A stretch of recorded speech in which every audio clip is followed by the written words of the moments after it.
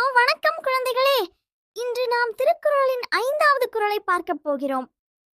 குறால் இருள் சேர் இருவினையும் சேரா இறைவன் பொருள் சேர் புகழ் புரிந்தார் மாட்டு. இந்த குறள் சொல்லும் பொருள் என்ன தெரியுமா?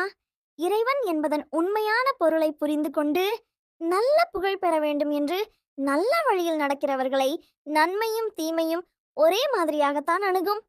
அவர்கள் சந்தோஷம் வந்தாலும் அகம்பாவம் கொள்ள மாட்டார்கள், சிரமம் வந்தாலும் மனமுடங்க மாட்டார்கள். ஒரு கிராமத்தில் மாதவன் என்ற ஒரு மனிதர் இருந்தார். அவர் எப்போதும் நேர்மையாக வாழ்ந்தார். புகழ் வந்தாலும் அமைதியாக இருந்தார். சிக்கல் வந்தாலும் பயப்படவில்லை. ஒரு நாள் அவருக்கு ஒரு பெரிய பாராட்டு கிடைத்தது. எல்லோரும் அவரை புகழ்ந்து பேசினார்கள்.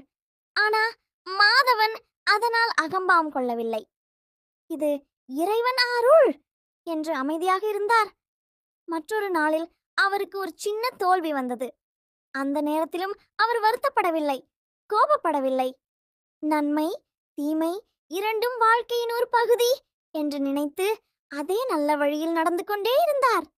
காலம் போக போக மாதவனுக்கு மக்களிடமும் வாழ்க்கையிலும் நல்ல மதிப்பு கிடைத்தது. குழந்தைகளே, வாழ்க்கையில் சந்தோஷமும் வரும், சிரமமும் வரும். ஆனா நல்ல எண்ணத்தோடு நல்ல வழியில் நடக்கிறவர்கள் எது வந்தாலும் அமைதியாக எதிர்கொள்வார்கள்.